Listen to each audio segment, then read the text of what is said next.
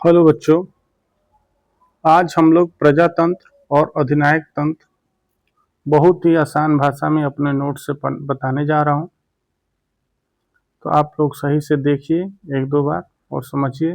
जो नहीं समझ में आएगा आप कमेंट में कर सकते हैं और पूछ सकते हैं।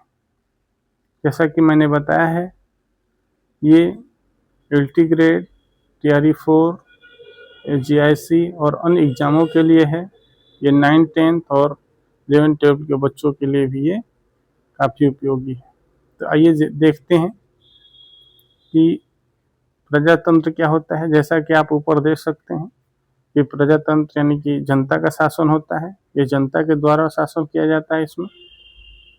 और वहीं अधिनायक तंत्र में एक व्यक्ति का शासन होता है, इसमें जनता की भागीदारी नहीं होती है।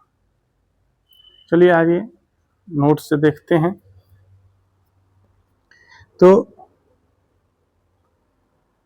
प्रजातंत्र और अधिनायक तंत्र में आज देखें, प्रजातंत्र वह शासन प्रणाली है जिसमें सत्ता जनता के हाथों में होती है, यानी कि जनता ही इसमें सर्वे सर्वा होती है और जनता ही अपने ऊपर शासन करने के लिए शासकों को चुनती है। और इसके लिए एक फेमस कोटेशन भी है, और अमेरिका के पूर्व राष्ट्रपति अब्राहम लिंकन ने कहा था एक बार कि जनता का लोकतंत्र जो होता है जनता का, जनता के द्वारा और जनता के लिए शासन है। इसमें विशेषता ये होती है कि ये जनता द्वारा चुनी हुई सरकार होती है। इसमें स्वतंत्र और निष्पक्ष चुनाव होते हैं। ये मौलिक अधिकारों की गारंटी देता है। ये कानून का शासन होता है इसमें, और बहुदलीय प्रणालियां इसमें पाई जाती हैं, जैसे भारत और यूएसए में। सरल शब्दों में कहा जाए तो जनता ही असली शासक होती है। वहीं अधिनायक तंत्र वह शासन प्रणाली है जिसमें सारी सत्ता एक व्यक्ति या समूह के हाथों में होता है। जैसे आपने देखा था हिटलर, नाजी शासक, मुसोलिनी, ये अधिनायक तंत्र के उदाहरण है। आज के जमाने में अगर देखा जाए तो उत्तर कोरिया के तानाशाह किम जोंग, ये भी अधिनायक तंत्र के निशानी है। इसकी विशेषता यह होती है कि सत्ता का केंद्रीकरण होता है, यानी कि सत्ता ही सब कुछ करती है। इसमें चुनाव होते भी हैं और नहीं भी होते हैं, या केवल दिखावे के लिए होते हैं। इसमें नागरिकों की स्वतंत्रता काफी सीमित होती ही नहीं है, वो नगण्य माने जाते हैं।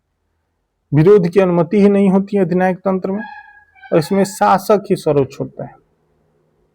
और ये ऐसा नाजी जर्मन और फांसीवादी इटली में देखा गया था। और अभी के अगर देखा जाए वर्तमान में तो उत्तर कोरिया का उदाहरण सबसे बेस्ट होगा।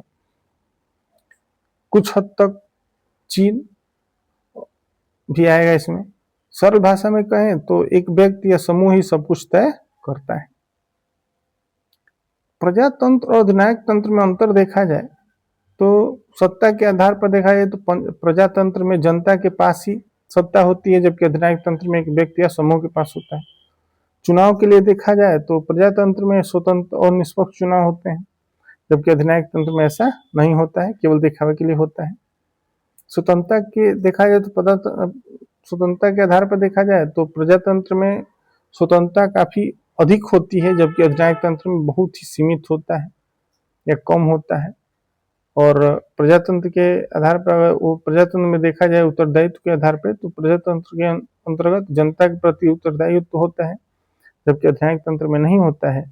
और प्रजातंत्र में विरोध स्वीकार्य होता है, जबकि अधिनायक तंत्र में दबा दिया जाता है। अंत में यही कह सकते हैं हम लोग कि प्रजातंत्र में जनता सर्वोच्च होती है, जबकि अधिनायक तंत्र में शासन सर्वोच्च होता है।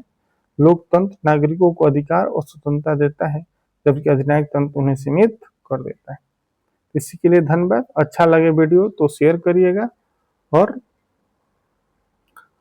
अन्य बच्चों के पास भी पहुंचाइए। धन्यवाद।